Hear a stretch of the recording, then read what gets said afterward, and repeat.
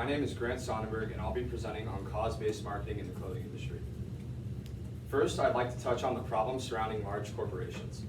First off, the Harvard Business Review describes the purpose of a business as making a profit so it can do something more, and this something more becoming the real justification of the business. However, today, companies are only valuing profit over aid, especially large corporations. For example, tobacco and alcohol-based companies, many of their products end up in the hands of underage smokers and drinkers, and they lie about the degree of harm that their products may cause. Additionally, the American diet has shifted to more corn and soy-based products, which has been increasing obesity in the United States, but companies continue to sell these products. People have caught on to this.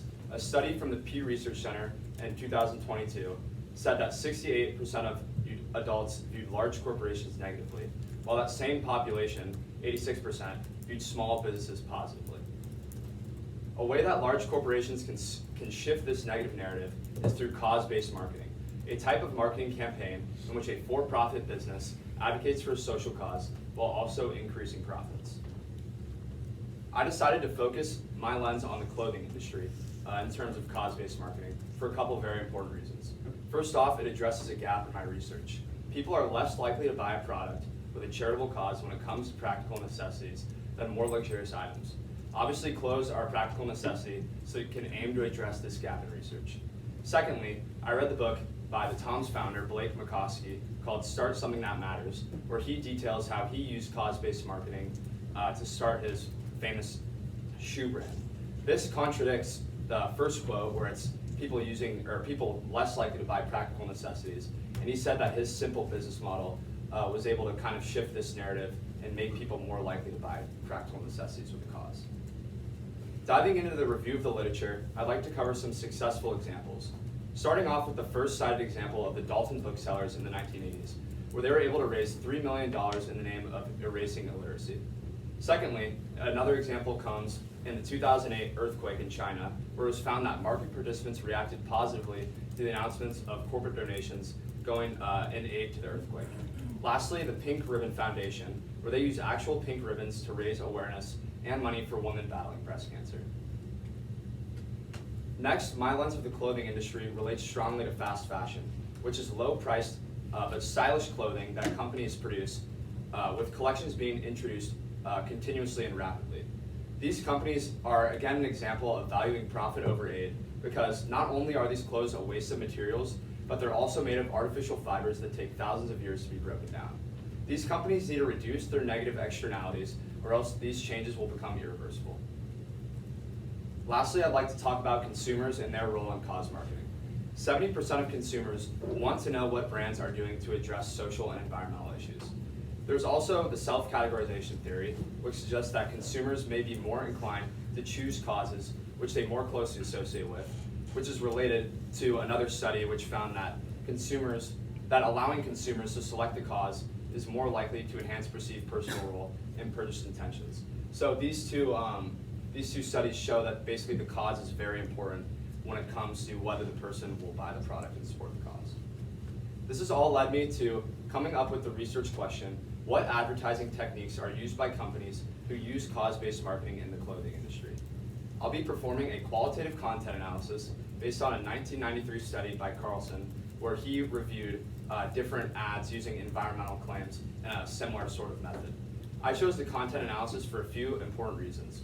Firstly, it allows for a wide variety of advertisements to be examined. At first, I'd considered doing a case study just on the Tom's shoe, since I was already so familiar with it, but that would only let me review a certain amount of ads and only one company, which would limit my results in the end. I also decided to do an inductive coding format, which would allow me, since I don't have a ton of knowledge on marketing, it would allow me to kind of discover themes as I go. And if I were to do a deductive one, I may be limiting myself based on my current knowledge. I decided to choose 5 companies with 3 ads per company, making it 15 ads total. Originally, I had aimed to do 5 ads per company, but that proved to be a lot too much in the certain time frame, and I wanted to make sure I was getting a lot more quality results than quantity. Lastly, I decided to do picture and video advertisements, because there were some aspects in videos that couldn't be found in the picture advertisements. Now moving on to the specific advertisers, which I chose to be Nike, Timberland, Patagonia, the Tom's Company, and North Face. I chose these 5 advertisers because they're all very successful and well-known companies in the clothing industry. And they also have multiple cause-based marketing campaigns, which most companies do not. Here you can see an example of one of the content analyses I performed on a Patagonia ad. On the left-hand side, there was the content box where I did multiple trials of searching for different content, such as text size and font, image placement, where the logo was, stuff of that matter. And then on the right-hand side is the meaning box, where I went and drew connections between the content, as well as highlighting common themes that I found between the different ads. Moving on to the results and discussion, 6 strong marketing techniques appeared the most in these ads, and I'll be going through each one individually. Firstly, the use of a role model. 2 types of role models were used in these ads. The first being popular, which were athletes such as like Kobe Bryant, and then the other were inspiring. There are a few different types of inspiring, like disabled athletes, disabled people, or those who maybe had an extraordinary life story, or even everyday people who are underrepresented that have to do a daily route to get water every day, stuff like that. Existing research shows that popular athletes are used in advertising so the company can associate more with them. And this goes for the inspiring athletes as well. Next is the logo being out of sight. I assume that they did this because the logo is not what the company wants to think viewers is important. In most of the ads, they were prioritizing the cause or the product in front of the logo, as you can see here with the logo of the Nike swoosh being on the bottom half of the screen. And this coincides with the existing research where it said that logos should be placed in the lower middle of the ad. However, on the ad seen to the right, they put it in the corner, and existing research says that this shouldn't be done, which is kind of interesting to note. Next is the use of a slogan and a title, and these are used because they can easily summarize what the cause is trying to accomplish or what the product is. Something put in the middle of an image, such as text, will get the most attention from the viewer, so it's obvious that these companies want the cause that's used in the slogan to be front and center and get the attention first. Existing research says that consumers respond more positively to messages that were product focused than cause focused, which kind of conflicts with what I found, because as you can see on the right hand ad, it says take a pic equals give shoes. That's obviously showcasing the cause first, and the other research says that more product focused ads are more successful. Next is the purposeful use of music. 2 genres of music were used in the ads that I looked at, the first being upbeat and motivational, and the latter being acoustic. Music can elicit powerful emotional responses, such as happiness or sadness, and can make consumers more likely to support the cause. And it can also associate a specific sound to a brand. Next is gender and racial diversity, which helps the cause appeal to a broader audience.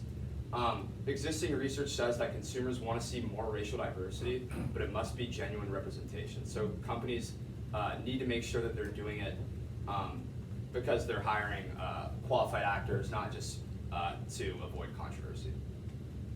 Lastly is visual happiness, which obviously associates the product and the cause to happiness. Other emotions can be used for this too, like sadness, that can also help with associating emotions to causes, but it was mostly used with happiness. And this is common in most types of advertising too. Some implications of these results: these techniques can be applied to more advertisements in other industries in the future. Since none of these marketing techniques were specific really to clothes, they were all just kind of general marketing techniques that I could see being applied to other industries. Obviously, it helps reverse the negative narrative against big business. This shows these 5 companies are all very big and successful, and it's showing that these companies care and they're kind of going back to that original purpose of a business with doing something more than just making a profit. Lastly, it provides a newer context for cause marketing research and a possible focus group by testing these ads and seeing if consumers respond more positively to certain ads than others. Some limitations of this study was just the general time limit, since I was only limited to a certain amount of ads, so my sample size was limited in the amount of results I could find. Next would be my own knowledge of marketing and advertising. I was only limited to what I could learn through the literature, so maybe in another study I could learn more about different marketing techniques and further my results. Lastly, I had no market data on the ads, so I can't necessarily prove that they were effective, but since they're used by very successful companies, we can assume that they've had good results. Some concluding thoughts. My research question was, what advertising techniques are used by companies who use cause-based marketing in the clothing industry? After performing a qualitative content analysis, 6 strong marketing techniques were discovered, and all 6 of these help to reverse the negative narrative against big businesses by showing that these companies care and have a justification behind their business besides just making a profit. However, it is really the choice of the consumer to what products they choose to purchase. It shouldn't be the company's responsibility to have to prove to people that they have a justification if people are just going to keep buying products that have negative externalities or have negative side effects on them. The consumer needs to be doing this research, and for example, like with the diet, like they need to be buying food that they think is healthy, that support their causes, or else companies will not change. Here's my works cited. Thank you.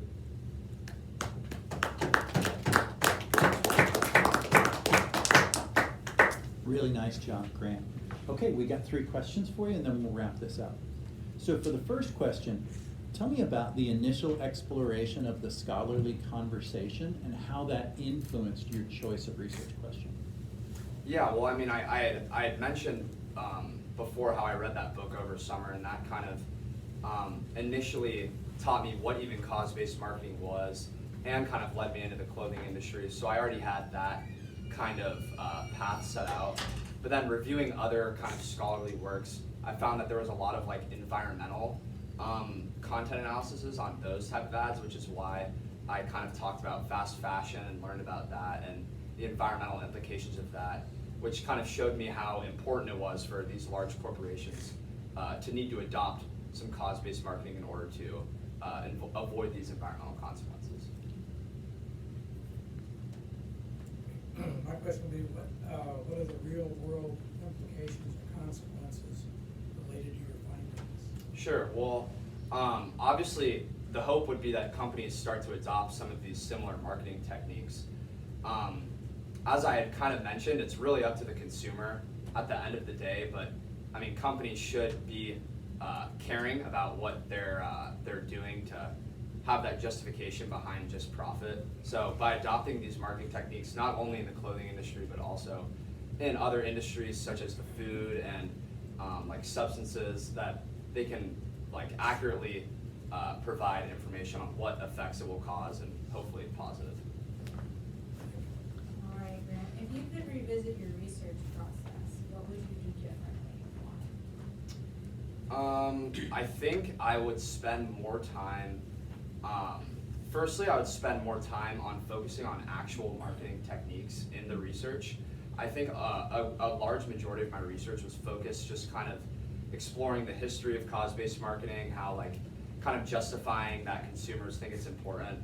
And I think my research could really benefit from more just actual marketing and advertising research to kind of find more techniques and I guess other knowledge on whether other people kind of agree with me on whether these advertisements are effective or not.